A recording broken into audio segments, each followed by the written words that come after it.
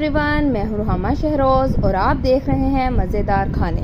आज मैं आपके साथ रेसिपी शेयर करूँगी कद्दू के हलवे की। ये घर पे बनाना बहुत ही आसान है, तो आप घर पे बनाया करें और मुझे फॉलो किया करें। तो चलिए हम घर पर ही कद्दू का हलवा बनाएंगे। तो मैं आपको बताती हूँ कि आपने घर पर कैसे बनाना है। तो चलिए हम रेसिपी शुरू करते हैं। जी तो फ्रेंड्स, कद्दू का हलवा बनाने के लिए मैंने आधा किलो कद्दू लिए हैं, जिनको मैंने कश कर लिया है। और इसका छिलका आपने थोड़ा सा मोटा उतारना है, बारीक छिलका नहीं उतारना। और इसे मैंने एक कढ़ाई में डाल लिया है और इसमें मैं 1 कप दूध शामिल करूंगी। और आप ये कप का साइज देख लें। तो चलिए इसे हम पकने देंगे। दूध डालने से हलवा बहुत सॉफ्ट बनेगा और इसका टेस्ट भी अच्छा सा आ जाएगा। तो चलिए इसे थोड़ी देर के लिए पकने देते हैं।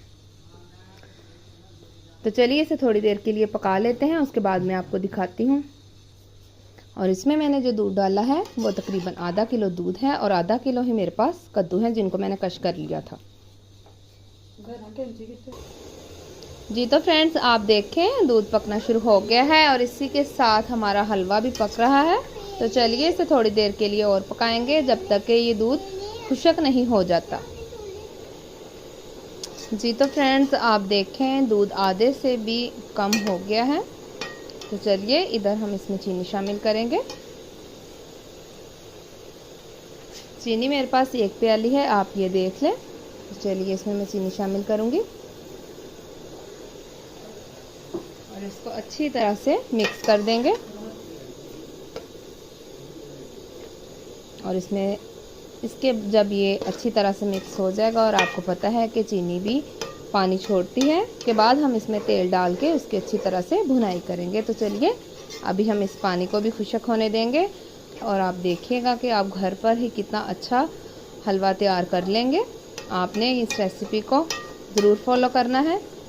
तो चलिए थोड़ी देर के लिए हम इसे और पकाएंगे।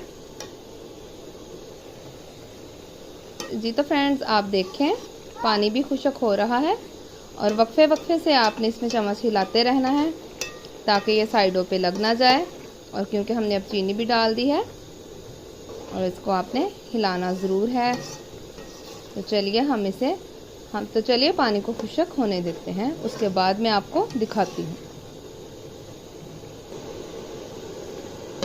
जी तो फ्रेंड्स, आप देखें पानी खुश्क हो रहा है, बस थोड़ा सा ही रह गया है। तो चीनी की मिकदार आप अपने हिसाब से कम या ज़्यादा कर सकते हैं। मैंने इसमें नॉर्मल सी डाली है चीनी, और चम्मच के हिसाब से ये 12 से 14 चम्मच चीनी के थे जो मैंने डाले थे। बस ये 4 से 5 मिनट और लेगा और सारा पानी खुश्क हो जाएगा और इसके बाद हम इसकी भुनाई करेंगे।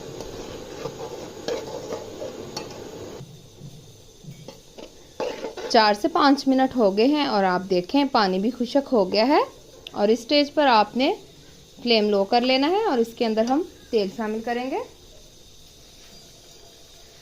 ये देखिए मेरे पास 1 प्याली थी, जिसमें से मैंने हाफ इसमें यूज़ कर ली है। तो चलिए इसकी अब अच्छी तरह से भुनाई करेंगे। और जब आपने तेल डालना है तो आपने चम्मच हिलाते रहना है इस स्टेज पर आपने। और जब आपने इसमें तेल डालना है तो आपने चम्मच हिलाना बंद नहीं करना, आपने चम्मच हिलाते रहना है। और आप जानते होंगे कि मैं सरसों का तेल ही यूज़ करती हूँ, तो इसमें भी मैंने सरसों का तेल ही डाला है। तो चलिए इसकी अच्छी तरह से भुनाई कर लेती हूँ मैं। और इसमें मैं थोड़े से कटे हुए बादाम डालूंगी, मेरे पास बादाम है।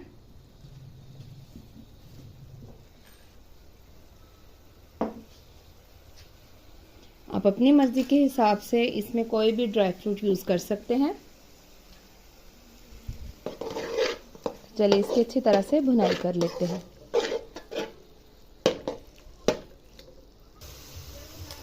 जी तो फ्रेंड्स, देखें इसकी भुनाई हो रही है और आपने पानी इस पे कैसे चेक करना है ये मैं आपको बताती हूँ।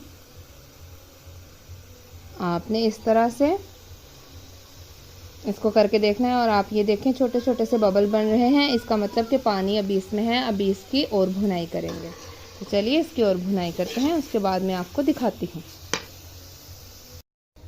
जी तो फ्रेंड्स, आप देखें कि तेल ऊपर आ गया है और इसका मतलब है कि इसकी भुनाई अच्छी तरह से हो गई है और इसमें जो पानी था वो भी अब ख़त्म हो चुका है।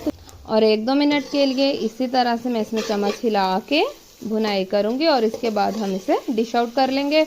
और आप ये देखें कि घर में कितनी आसानी से मैंने हलवा का कद्दू बनाया है। तो आप मेरी इस रेसिपी को ज़रूर ट्राई कीजिएगा और अपने घर वालों को खिलाइएगा और मुझे कमेंट करके आपने बताना है कि मेरी ये रेसिपी आपको कैसी लगती है।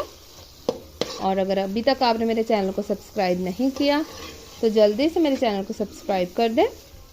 आपके सब्सक्राइब करने से हमें अच्छा लगता है, हमारी हौसला अफजाई होती है, तो हम आपके लिए नई से नई और अच्छी से अच्छी वीडियो लेकर आते हैं। तो चलिए अब मैं आपको इसको डिश आउट करके दिखाती हूँ। जी तो फ्रेंड्स, आप देखें हमारा कद्दू का हलवा रेडी हो गया है और गार्निश के लिए मैंने इसके ऊपर बादाम डाले हैं। तो ये बहुत ही मज़ेदार बना है, मेरे घर वालों को ये बहुत ही पसंद है। तो आप भी अपने घर वालों को बना के दीजिएगा। और आप देखें कि कितनी आसानी से थोड़ी सी चीज़ों के साथ मैंने ये बना दिया है। तो आपने मेरी इस रेसिपी को ज़रूर फॉलो करना है और मुझे बताना है कि ये आपको कैसा लगा। तो अब मुझे इजाज़त दें, मिलते हैं अगली रेसिपी के साथ। तब तक के लिए खुदा हाफिज़।